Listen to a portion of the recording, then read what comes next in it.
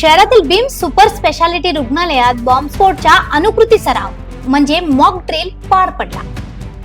या सरावामुळे काही काळ रुग्ण आणि नागरिकांमध्ये घबराटीचे वातावरण निर्माण झाले होते। रुग्णालय परिसरात बॉम्बस्फोट झाल्यास तात्काळ परिस्थितीला कसे सामोरे जावे याचे प्रात्यक्षिक दाखवणारे उद्देशाने हा सराव आयोजित करण्यात आला होता।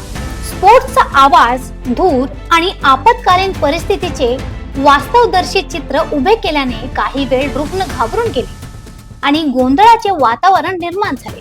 घटनेची माहिती मिळताच अग्निशामक दल, आपत्ती व्यवस्थापन पथक आणि इतर आपत्कालीन सेवांचे कर्मचारी तात्काळ घटनास्थळी दाखल झाले आणि बचाव कार्य सुरू केले।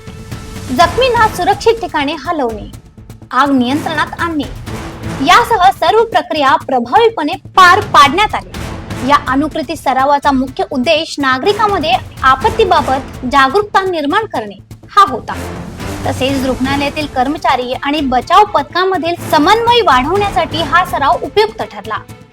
नागरिकांनी घाबरून जाण्याची गरज नसल्याचे अधिकाऱ्यांनी स्पष्ट केले असून अशा प्रकारच्या सरावामुळे आपत्तीच्या वेळी जलद आणि परिणामकारक प्रतिसाद देणे शक्य होतो असे त्यांनी सांगितले। ಸರ್ ನಾವು ಏನಂತ ದಯವಿಟ್ಟು ಶಾಂತತೆ ಕಾಪಾಡ್ಕೊಳ್ಳಿ। ಇಲ್ಲಿ ಏನಾಗ್ತಾ ಅನ್ನೋಂಥದ್ದು ವಿಷಯ ನಾನು ಹೇಳ್ತೇನೆ। ಏಕಾಏಕಿ ಆಗಿರ್ತದೆ, ಏನಪ್ಪ ಇಷ್ಟೇ ಆಂಬುಲೆನ್ಸ್ ಬಂದರು, ಹೋಮ್ ಗಾರ್ಡ್ ಡಿಪಾರ್ಟ್ಮೆಂಟ್ದವರು, SDRF, ಫೈರ್ ಡಿಪಾರ್ಟ್ಮೆಂಟ್ದವ್ರು ಬಂದರು, ಸಿವಿಲ್ ಡಿಫೆನ್ಸ್ದವ್ರು ಬಂದರು। ಯಾಕೆ ಹಿಂಗೇನಾದ್ರು ಏನಪ್ಪ ಅಂದರೆ ಸರ್ಕಾರ ಆದೇಶ ಪ್ರಕಾರ ನಮ್ಮ ಇಲಾಖೆ ಮತ್ತು ಹೋಮ್ ಗಾರ್ಡ್ ಇಲಾಖೆಗೆ ನಾವು ಒಂದು ಟ್ರಯಲ್ಸ್ ಮಾಕ್ ಡ್ರಿಲ್ ಅನ್ನು ಮಾಡಬೇಕಂತ ಹೇಳಿದ್ದು। ಅದನ್ನು ಜಿಲ್ಲಾ ಆಸ್ಪತ್ರೆ ಆಗಲಿ, ಸಹಕಾರ ಸಂಘದಲ್ಲಿ ಆಗಲಿ, ರೆಡ್ ಕ್ರಾಸ್ ಸಂಸ್ಥೆಯ ಸಹಯೋಗ। ಎಲ್ಲರಿಗೂ ನಮಸ್ಕಾರ। ನಾನು ಜಿಲ್ಲಾ ಅಗ್ನಿಶಾಮಕ ಅಧಿಕಾರಿ ರಂಗನಾಥ್ ಅಂತ ಹೇಳಿ, ನನ್ನ ಜೊತೆಯಲ್ಲಿ ಹೋಮ್ ಗಾರ್ಡ್ ಡಿಪಾರ್ಟ್ಮೆಂಟ್ ಕಮಾಂಡೆಂಟ್ ಸಾಹೇಬ್ರು ಇದ್ದಾರೆ, ಉಪ ಕಮಾಂಡೆಂಟ್ ಇದ್ದಾರೆ, ನಂತರ SDRF PSI ಆದಂಥ ರವಿ ಅವರು ಇದ್ದಾರೆ। ಇವತ್ತೊಂದು ದಿನ ನಮ್ಮ ಬೆಳಗಾವಿ ಜಿಲ್ಲೆಯ ಸೂಪರ್ ಸ್ಪೆಷಾಲಿಟಿ ಹಾಸ್ಪಿಟ್ಲಲ್ಲಿ ಒಂದು ಟ್ರಯಲ್ಸ್ ಮಾಕ್ ಡ್ರಿಲ್ ಅನ್ನು ಹಮ್ಮಿಕೊಂಡಿದ್ವಿ।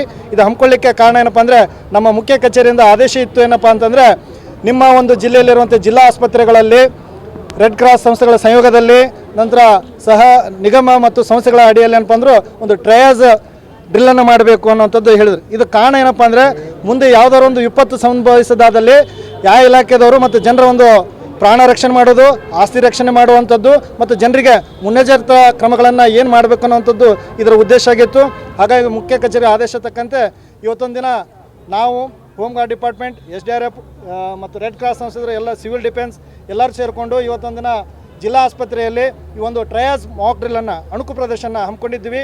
ಇಲ್ಲೇ ನಾವು ಬೆಳಗ್ಗೆನೇ ಬಂದು ಈ ಆಸ್ಪತ್ರೆನ ಪರಿಶೀಲನೆ ಮಾಡ್ಕೊಂಡು ಹೋಗಿದ್ವಿ। ಎಲ್ಲೇ ನಾವು ಯಾವ ರೀತಿ ಬೆಂಕಿಯನ್ನು ಎಲ್ಲಿ ಅಂದರೆ ಜನರಿಗೂ ತೊಂದರೆ ಆಗಿರಬಾರ್ದು, ಪೇಷಂಟ್ಗಳಿಗೆ ಅಂಥ ಒಂದು ಸ್ಥಳವನ್ನು ಗುರುತಿಸಿ ಅಲ್ಲೇ ಹೊಗೆ ಬರುವಂಥ ಒಂದು ಸೀನನ್ನು ಕ್ರಿಯೇಟ್ ಮಾಡಿದ್ವಿ। ಜೊತೆಗೆ ಒಂದು 7-8 ಜನ ಪೇಷಂಟ್ಗಳನ್ನು ಕ್ರಿಯೇಟ್ ಮಾಡಿದ್ವಿ। ನಂತರ ಡಾಕ್ಟ್ರುಗಳು ಏನಪ್ಪ ಅಂದರೆ ಅವರಿಗೆ ಪ್ರಥಮ ಚಿಕಿತ್ಸೆ ನೀಡಲಿಕ್ಕೆ ಅವ್ರನ್ನ ರೆಡಿ ಮಾಡಿದ್ವಿ, ಆಂಬುಲೆನ್ಸ್ಗಳನ್ನು ರೆಡಿ ಮಾಡ್ಕೊಂಡಿದ್ವಿ, ಫೈರ್ ಡಿಪಾರ್ಟ್ಮೆಂಟ್ ರೆಡಿ ಮಾಡ್ಕೊಂಡಿದ್ವಿ, ಹೋಮ್ ಡಿಪಾರ್ಟ್ಮೆಂಟ್ ರೆಡಿ ಮಾಡ್ಕೊಂಡಿದ್ವಿ, ಅಂದರೆ ವೆಹಿಕಲ್ ವಿತ್ ಸಿಬ್ಬಂದಿಗಳನ್ನು ರೆಡಿ ಮಾಡ್ಕೊಂಡಿದ್ವಿ। ತದನಂತರ ನಾವು ಸುಮಾರು 4 ಗಂಟೆಗೆ ಈ ಒಂದು ಅಣುಕು ಪ್ರದರ್ಶನ ಪ್ರಾರಂಭಿಸಲಾಯಿತು। ಆಸ್ಪತ್ರೆಯ ಬಲಭಾಗದ ಒಂದು ಕಿಟಕಿಯಲ್ಲಿ ಏನಪ್ಪ ಅಂದರೆ ಹೊಗೆ ಬರುವಂಥ ಸನ್ನಿವೇಶ ಕಾಣುತ್ತೆ।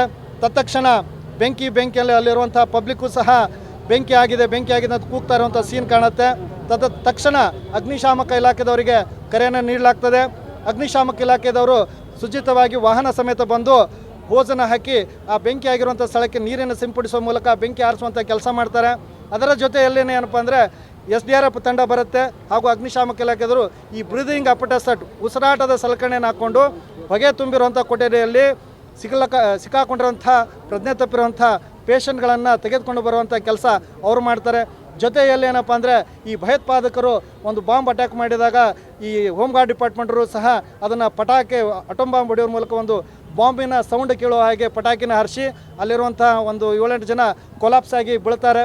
ಅವ್ರನ್ನೂ ಸಹ ಏನಪ್ಪ ಅಂದರೆ ರಕ್ಷಣೆ ಮಾಡಿ ತತ್ಕ್ಷಣ 1 ಬಿಟ್ಟು 3 ಆಂಬುಲೆನ್ಸ್ಗಳನ್ನು ಸಹ ನಾವು ಈ ಒಂದು ಅಣುಕು ಪ್ರದರ್ಶನ ಬಳಸ್ಕೊಂಡಿದ್ವಿ।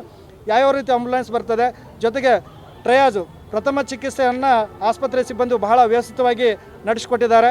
ಮೈನರ್ ಇಂಜುರಿಗೆ ಬ್ಯಾಂಡೇಜನ್ನು ಹಚ್ಚಿದರೆ, ಸೀರಿಯಸ್ ಇಂಜುರಿ ಆದಂಥವ್ರನ್ನ ತತ್ಕ್ಷಣ ತುರ್ತು ಚಿಕಿತ್ಸೆ ನೀಡಬೇಕಾಗಿರೋದ್ರನ್ನ ಆಂಬುಲೆನ್ಸ್ನಲ್ಲಿ ಹಾಕಿ ಶಿಫ್ಟೆಡ್ ಟು ಅನದರ್ ಹಾಸ್ಪಿಟ್ಲಿಗೆ ಕಳಿಸುವಂಥ ವ್ಯವಸ್ಥೆ ಆಂಬುಲೆನ್ಸ್ ಮೂಲಕ ಮಾಡಲಾಯಿತು। ಸುಮಾರು ಒಂದು 8ರಿಂದ 10 ಪೇಷಂಟ್ಗಳನ್ನು ನಾವು 3 ಆಂಬುಲೆನ್ಸ್ನಲ್ಲಿ ಸೀರಿಯಸ್ ಇರೋದ್ರಿಂದ ಬೇರೆ ಆಸ್ಪತ್ರೆಗೆ ಸಾಗಿಸುವಂಥ ಕೆಲಸ ಮಾಡಿರ್ತೀವಿ। ಇದರಿಂದ ಏನಪ್ಪ ಅಂತಂದರೆ, ಜನರು ಮುಂಜಾಗ್ರತೆ ಆದಾಗ ಏನು ಮಾಡಬೇಕು, ಪ್ಯಾನಿಕ್ ಆಗಬಾರ್ದು। ಆದಾಗ ಯಾವ ಇಲಾಖೆಗಳು ಯಾವ ರೀತಿ ತಮ್ಮ ಕೈ ಜೋಡಿಸಿ ತಮ್ಮ ಕರ್ತವ್ಯವನ್ನು ನಿರ್ವಹಿಸ್ತವೆ, ಜೀವದ ಹಂಗ ತೊರೆದು ಕೆಲಸ ಮಾಡ್ತವೆ ಅನ್ನುವಂಥದ್ದು ತೋರಿಸುವಂಥದ್ದು. फर्स्ट ऑफ ऑल जनर प्राण रक्षणे आस्ती पास्ती अशा आणखीन अपडेटसाठी फॉलो करा वॉइस ऑफ इन्फॉर्म.